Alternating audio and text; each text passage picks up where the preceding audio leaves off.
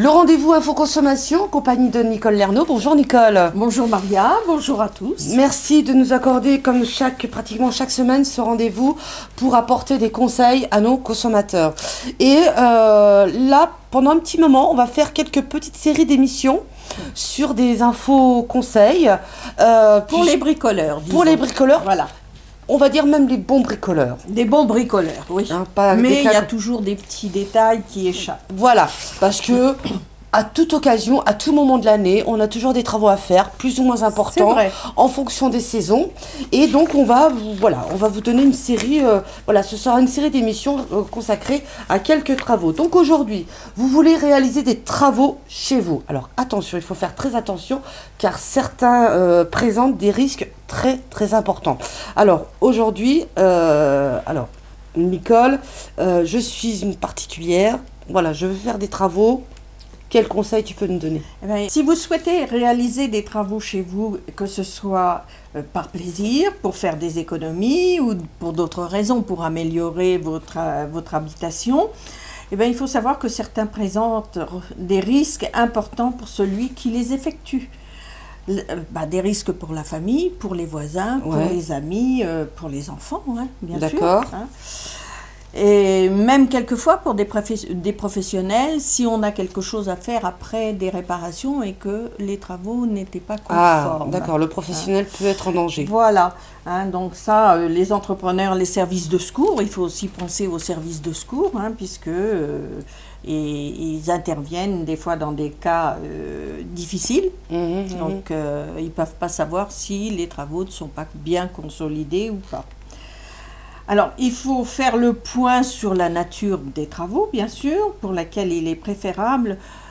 Pour certains travaux, il vaut mieux faire appel à un professionnel. D'accord. En tant que particulier, bien sûr, vous n'avez pas les mêmes obligations ni les mêmes compétences qu'un professionnel. Ouais. Donc, des fois, on dit, allez pas faire du rafistolage pour que ça tienne quelque temps. Et le jour où, ma foi, vous avez besoin d'un professionnel pour intervenir sur autre chose, que ceux que vous avez fait peuvent être dangereux aussi pour le professionnel. Et le professionnel, est-ce qu'il peut refuser, par exemple, de... Si le professionnel voit que c'est des travaux de rafistolage, des travaux pas consolidés, des travaux où ça peut être dangereux pour lui-même ou pour ses ouvriers, oui, il peut refuser. Il peut refuser, d'accord. Ou alors, s'il ne refuse pas, il dit « moi je veux bien le faire, mais je reprends les travaux qui ont été mal faits ». Ça peut être un très très bon maçon, ça peut être un très très bon électricien, un très très bon plombier, mais du fait que ce soit lui-même qui ait fait ses travaux, au niveau de l'assurance... Alors, parce que je sais que... Il faut savoir qu'un professionnel est soumis à plusieurs règles.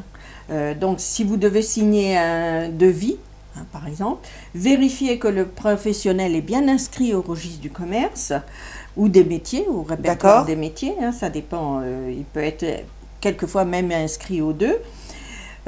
S'il a une adresse et qu'il est assuré pour les travaux qu'il a à réaliser. D'accord, lui... Donc ça, il faut quand même lui demander son attestation d'assurance, la responsabilité civile, professionnelle et la décennale. D'accord. Parce que, donc, je le disais, un particulier fait lui-même ses travaux, il a mal fait ses travaux au niveau de l'assurance. Ça peut être assez risque et péril. C'est assez risque et péril, parce que si l'assurance, par une cause ou une autre, et il arrive un pépin, qu'il y ait une expertise, l'expert peut très bien dire, nous, ça ne sera pas pris en considération puisque les travaux ne sont pas bien faits, n'ont pas été conformes. Donc ça, c'est des risques. Et puis, il y a la chose aussi, surtout, ne pas s'arrêter à un seul devis, à la limite. Non, en général, il faut faire 3 devis. 3 devis. 2, mais 3 c'est bien parce qu'on peut comparer les prix, on peut comparer aussi le travail qui va être exécuté. Quelquefois, un devis cher n'est pas forcément le meilleur des artisans ou un devis pas cher n'a pas forcément la meilleure qualité de prix. Bon, tout ça, c'est à la personne qui demande à un professionnel de négocier avec le professionnel en établissant bien les travaux qui sont à exécuter. D'accord. Alors aussi, il y a aussi le bouche à oreille. Renseignez-vous parce que... C'est la meilleure des choses, le bouche à oreille. Le bouche à oreille. Oui, c'est entre les personnes qui ont employé un petit artisan ou une entreprise plus grande d'ailleurs. Oui, moi je suis satisfait des travaux. Oui, parce qu'on peut très bien passer par une entreprise hyper connue, hyper reconnue, puis quelque part être déçu. Ça peut. On n'est pas à l'abri. Mais ça, il faut voir les choses. Et puis les travaux réalisés dans les règles de l'art vous permettront non seulement d'améliorer votre confort et votre sécurité, mais aussi de réaliser des économies à long terme. Parce que si les travaux sont mal faits, par exemple, que vous les fassiez mal, c'est ça aussi, vous avez un risque de devoir refaire les travaux, et là par un artisan, donc ça fait double dépense. Voilà. Alors, vous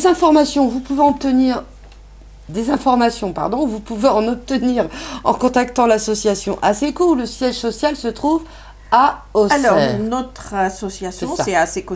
Notre siège social, c'est à Auxerre, 7 rue Max Quentin. Notre numéro de téléphone est le 03 86 52 89 32. Merci beaucoup, Nicole. À bientôt. À bientôt. Au revoir. Merci, au revoir.